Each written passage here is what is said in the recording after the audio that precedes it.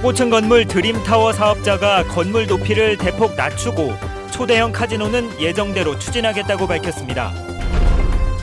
한중 FTA 협상 타결에 농민들이 반발하고 있는 가운데 제주도도 FTA 대응책을 마련하기 시작했습니다. 황금색을 좋아하는 중국인 관광객을 겨냥한 시티 투어 버스인 황금버스가 오늘부터 운행을 시작했습니다.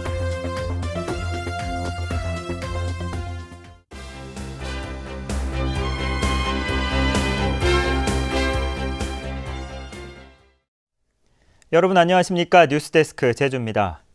제주 지역 최대 쟁점으로 떠오른 초고층 빌딩 드림타워 사업자가 건물 높이를 대폭 낮추기로 했습니다.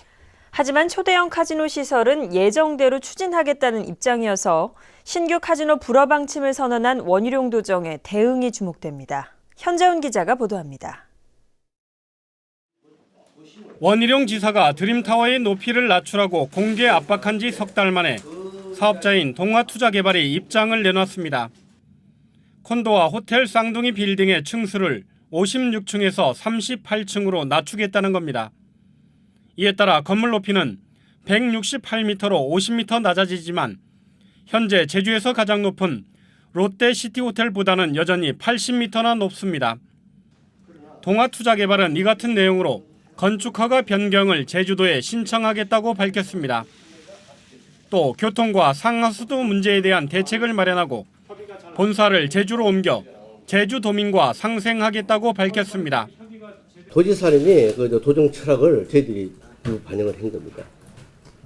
초고층 건물보다는 저희들이 어느 정도 낮은 건물을 원했기 때문에 저희들이 그렇게 검토를 한 겁니다.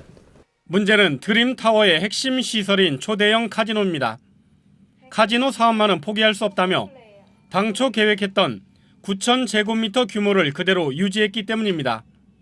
가능하면 하고요. 아니면 다시 기존 면허를 저희들이 확보를 하든지 둘 중에 하나를 택하겠습니다. 총 12개 교육시설, 416학급에 1만 3천 명 정도의 아이들이 교육을 받고 있습니다. 그런 상황에 비춰본다면 카지노 시설이 그곳에 들어온다는 것은 저희들이 반대할 수밖에 없고요. 특히 건물 규모가 달라지면서 건축과 교통 심의 절차도 다시 밟아야 돼 도민 여론 향배와 원희룡 도정의 판단이 주목됩니다. MBC 뉴스 현재훈입니다. 한중 FTA 타결 소식에 농민들이 강하게 반발하고 나섰습니다. 제주도도 협상 결과를 분석하면서 대응책을 마련하기 시작했습니다. 권혁태 기자가 보도합니다. 제주 지역 20개 농업인단체 대표들이 제주도청 앞에 모였습니다. 한중 FTA 협상 타결은 정부가 식량 주권을 완전히 포기한 것이라며 반발하고 나선 겁니다. 농민들은 감귤 등 제주 지역 주요 품목은 개방에서 제외됐지만 나머지 품목들은 피해를 볼 수밖에 없다며 삭발까지 하며 협상 타결을 철회하라고 요구했습니다. 이미 중국 농산물을 한국 농산물 시장에서 70% 이상을 장악하고 있는 실정에서 관세 장벽마저 무너진다면 한국 농업의 붕괴는 불을 보듯 뻔하다. 제주도도 범도민 특별대책위원회를 열어 한중 FTA 대응책 마련에 나섰습니다. 원희룡 지사는 최악의 상황은 피했다며 밭작물 종합대책과 함께 제주산 농산물의 중국 수출도 추진하겠다고 밝혔습니다. 중국 시장에 대해서도 우리 제주도의 농축수산물을 특히 마케팅의 노력을 본격적으로 좀 기울여서 이전과는 다른 단계로 해봐야 될 때가 아닌가 이렇게 생각을 합니다. 하지만 FTA로 피해가 예상되는 약용작물과 종자산업에 대한 대책이 부족하다는 목소리도 나왔습니다. 제주도 농정의 제주도 전체적인 이러한 것들을 다시 한번 근본적으로 이렇게 좀 파악을 하셔서 한편 원희룡 지사는 올해산 양배추 300헥타르를 수확 이전에 폐기하고 앞으로도 과잉 생산이 우려되는 월동 채소는 선제적 폐기로 가격을 안정시키겠다고 밝혔습니다. MBC 뉴스 권혁태입니다.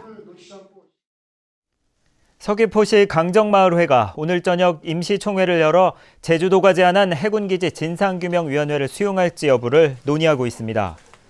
마을회는 오늘 총회에서 되도록 결론을 내리겠다는 입장이지만 최근 해군의 관사 공사에 대한 주민들의 반발이 심해지면서 또다시 결정이 미뤄질 가능성도 있는 것으로 알려졌습니다.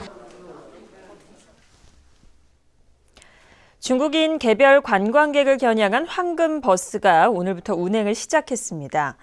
일단 눈길은 끌었는데 제주의 새로운 명물이 될 수 있을지 관심거리입니다. 김찬년 기자입니다. 도심 한복판에 등장한 황금색 버스. 눈에 띄는 색깔과 모양으로 사람들의 눈길을 사로잡습니다. 차량 외관뿐만 아니라 좌석과 운전기사까지 버스 전체가 온통 황금빛입니다. 황금색을 좋아하는 중국인들의 반응은 뜨겁습니다.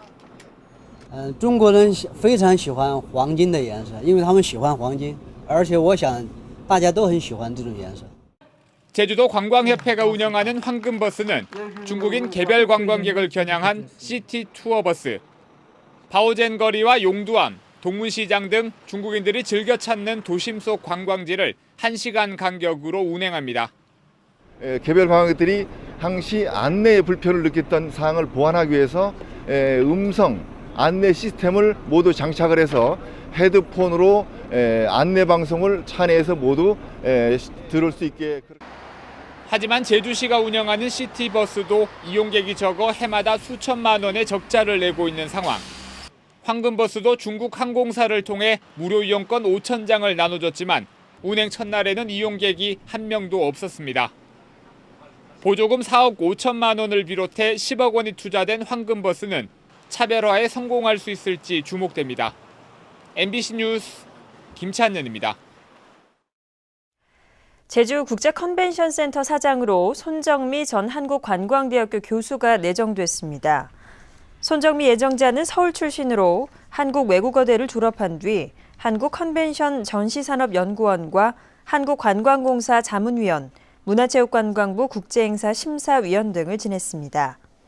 제주도는 도의회에 손 예정자에 대한 인사청문회를 요구할 계획입니다.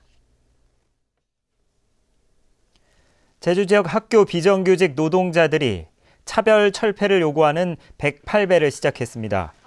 학교 비정규직 노동조합 제주지부는 오늘 제주도 교육청 앞에서 기자회견을 열고 급식 보조원과 방과 후 코디 등 비정규직에게도 급식 수당과 함께 방학 중에도 임금을 지급하라고 요구했습니다. 노조는 오는 19일까지 교육청 앞에서 108배 투쟁과 함께 촛불 집회를 진행한 뒤 20일부터는 총파업에 들어가겠다고 예고했습니다.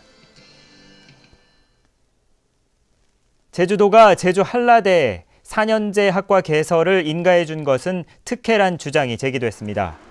김희연 제주도의원은 오늘 행정사무감사에서 제주도가 지난해 한라대에 2개 학과의 4년제 과정을 인가해 나머지 학과도 자율적으로 4년제 과정을 운영할 수 있게 돼 정원이 250명이나 늘었다고 지적했습니다.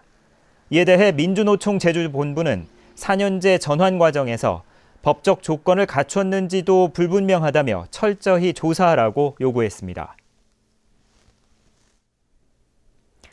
세월호 참사가 일어난 지 209일 만에 실종자 수색이 중단된 가운데 아직까지 발견되지 않은 실종자 9명 가운데 제주도민 3명이 포함된 것으로 집계됐습니다. 세월호 사고로 실종된 제주도민은 제주시 한림읍으로 귀농을 하려고 이사를 하다 참변을 당한 52살 권모 씨와 아들 6살 권모군 부자와 서귀포시 중문동 51살 이모 씨 등 3명입니다.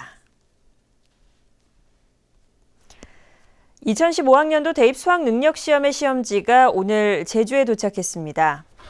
제주도 교육청은 교육청 내 지하 보관소에서 시험지를 재포장한 뒤 시험 당일인 모레 새벽에 도내 학교 14군데에 설치되는 수능 시험장으로 옮길 예정입니다.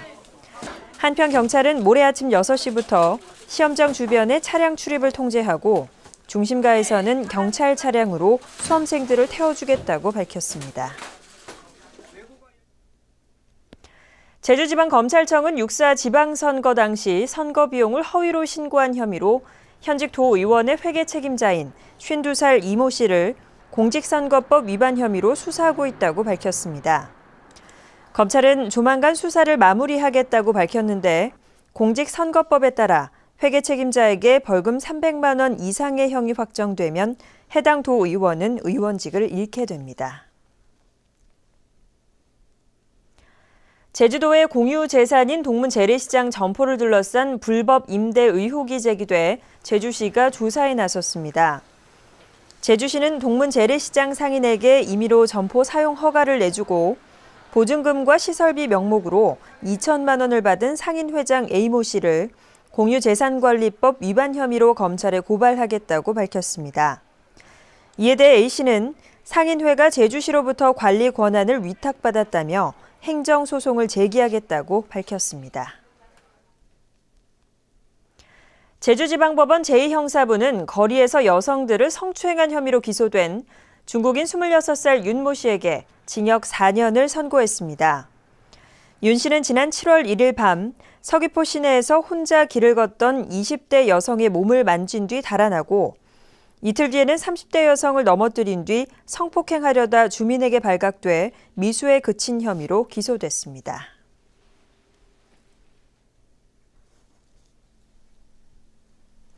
뉴스데스크 제주였습니다. 시청해주신 여러분 고맙습니다.